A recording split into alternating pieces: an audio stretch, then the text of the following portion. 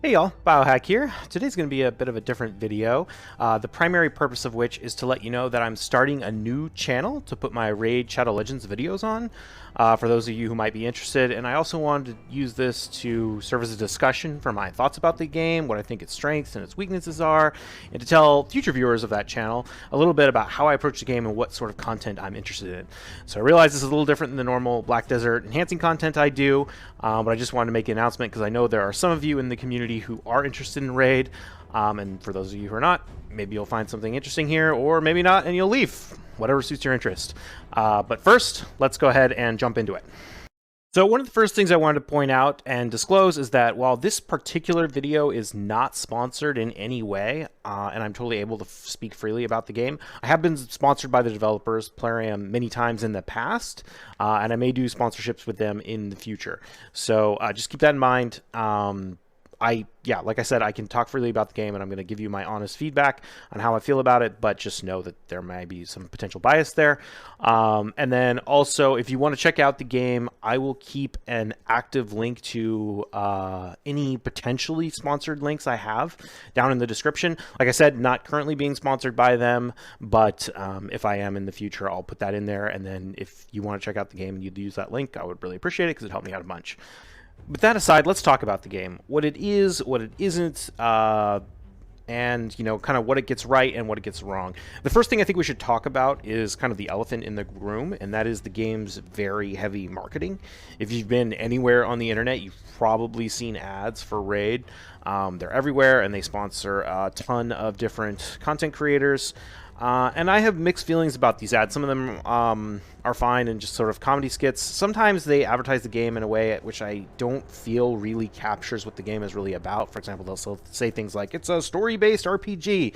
And it's like, is it? There's not really a story that anyone cares about, and there's not really a lot of role-playing. So, some of that's a little loose, which I think is kind of a shame, because what I think the game does well is really interesting and has a lot to offer, and there's tons of people that play this game and really like this game. But like I said, if you go in expecting a story-based RPG, you're probably going to be disappointed. So let's first talk about what the game actually is and how I like to play it. What instead I think Raid excels at is being a fantastic sort of second monitor idle game grinder with a fun side of like team building and hero collecting. The idle grinder side of the game is really nice because I feel like the game requires just enough user input to be interesting, but not so much as that it will heavily distract from what you're doing on your main computer. Whether for me that's usually like playing BDO or working from home. In fact, you'll notice in a lot of my BDO videos, you'll see a little window up in the corner, which is my second monitor where Raid is being played.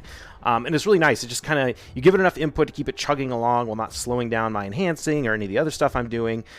And then given the way the mechanics of the game work with its like variable stat gear and how you have to build out all these different champions, you kind of always have these like little things you're working towards and little items that you want to acquire.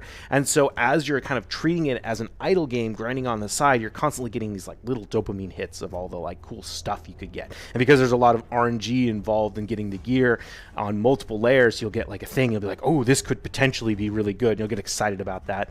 And then later you'll go on and roll it up, and probably you'll end up crap, but sometimes it'll end up a piece that's really good.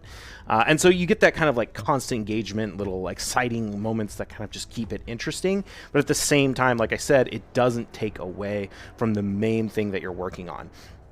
And I think it's important to recognize that Raid is best enjoyed in this style as like a second monitor style type game.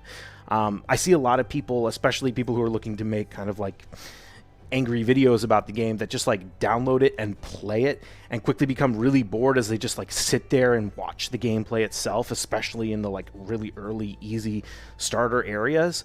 And yeah, if that's how you're going to approach the game, it's super boring. I mean, I wouldn't play it like that. Like just sitting there watching the game just play itself is not an enjoyable experience. But that's not the only way to engage with the game. And like I said, I think it's a lot more fun if you treat it kind of like you would, say, RuneScape, for example, back in the day, where you're like watching Netflix and it's just grinding away on the other monitor. You know, it's that kind of game, that kind of side game, not the main thing that you're focused on.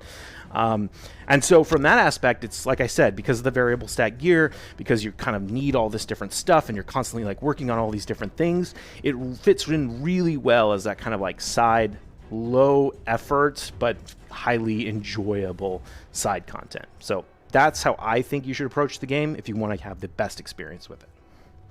So where do you actually invest your time while playing Raid? Obviously, you don't just download the game and click a button and then that's it. You never touch it again. You still have to engage with the game in a lot of different ways. And where that comes into play mostly is in the team building strategy aspects of the game. So Raid has something like 600 different champions with a ton of unique and interesting abilities. And this creates a huge amount of variety and an insane number of ways to build different teams to conquer the game's different types of content. So, for example, a lot of the game's mechanics also create this like desire to make these super fine-tuned teams. So you have, for example, the game's turn meter mechanics, where champion's turn is based on the speed stat that is one of the stats on the gear. And then you end up in this situation where you have to speed tune your champions in a very particular way against a particular piece of content so that they're all going in the right order. For example, you want your champion that buffs your nuker's damage to go before the nuker goes. You want champions that decrease the enemy's defense to also go before that champion. And that's just the very, very surface level. It gets a lot more complex than that. One of the perfect examples of this sort of interesting team-based mechanic is in the clan boss. So I run a team called the Bat Eater composition, which is one of the most popular unkillable compositions in the game. And what it does is, by utilizing a couple of champions which give your team an unkillable buff on a fairly long cooldown, combined with other champions that reduce that cooldown, and then tuning them in a very particular way so that those team members are always going right before the enemy attacks you, and they're putting up that unkillable buff right before the enemy attacks you, you can essentially stay unkillable until the boss ultimately has the ability to surpass that unkillable buff and go for, you know, a really long time, get the most possible damage you can on the boss, and therefore get the best loot. And so that's the kind of like interesting strategy that comes in here, and it requires a lot of very precise tuning and tweaking and optimization to get it just right. And all of that tuning that's necessary, all of that optimization that's necessary, also feeds back into the whole trying to set different goals, like, oh, I need this particular piece of gear to help get enough speed to make that tune work. That kind of thing creates this demand for that variable stat gear that I talked about, that then when you're grinding, you get super hyped when you get, because you unlock all these new potentials, and you can imagine these new potentials that you want to work on, and then slowly accumulate the champions and the gear that you need to actually do it. And then when it finally all clicks together, you know, it just creates a really satisfying experience, and like that you know, yes, finally victory feeling you get from overcoming a difficult challenge. And so that's what I think the sort of active involvement in the game really does best. And then once you have those teams in place, you kind of just run them sort of, like I said, on the side monitor to get the rewards. And then really it's about either building teams for PvP or waiting for new content that the game releases pretty regularly these days to create kind of sort of a new puzzle that you have to solve with these team compositions. So that's what I think the game does really well, is those interesting team building mechanics. So those are two of the things that the game does well. Some of the things that the game doesn't do so well, or some of the game's cons, are obviously the biggest one that everyone, you know, comes to everyone's mind, which is pay to win. Is the game pay to win? And, you know, how problematic is that? And the truth is, yes, it's a very pay to win, predatory mobile game. There's no getting around that. I'm not going to deny it. I'm like, anyone who tells you it's not is lying to themselves. Like, absolutely, it's a pay to win, predatory mobile game. That said, there is a difference between a game being pay to win and being free to play friendly. A game can be very pay to win and offer the ability to buy a lot of power with real money, while also creating a fun and enjoyable experience for people who are either completely free to play or low spend. I would consider myself a relatively low spender. I mostly just buy the like $10 a month gem pack and maybe the Forge Pass for like $20 every other month or so, and then maybe some energy packs here or there. Relatively low spend, and I've completed basically all of the game's content except for like the very newest stuff on the hardest difficulties. And I know there are players like Earbad is, for example, a YouTuber that's completely free to play that completes all the game's hardest content. So it'll take you longer, but you can do it as a free to play player. And in fact, I think because the game is all about like solving these challenges and overcoming these different puzzles with your champions, I think honestly you can actually have a better experience as a free-to-play player than as someone spending a lot of money. Because if you just pay to skip the challenge, you don't really get that satisfaction of like working on it for a long time and eventually creating the perfect composition to actually beat it and being excited about it. If you just drop a bunch of cash and beat it easily, then you don't really get that. So I think you could actually have even a more enjoyable experience as a free-to-play player. The main issue where pay-to-win comes into place is in the game's PvP. But the reality is that the game is not really that much of a PvP game. Very early on, well, first off, we should say that the game's PvP is not direct player versus player. Basically, each player sets their defense, and another player will attack their defense, but the AI is playing the other player's defense, the computer, and you're playing the offense. And so the result of that is that it's way easier to win on offense than it is on defense, and so you're going to win the vast majority of your PvP battles. And early on, PvP can be a bit of a challenge, and then once you reach the mid-game, it just becomes a joke where you just auto-farm it, no problem. You beat every team you fight, and you intentionally put a bad team on your own defense so that people are knocking you down, because you fight people who are more equal level to you in ranking.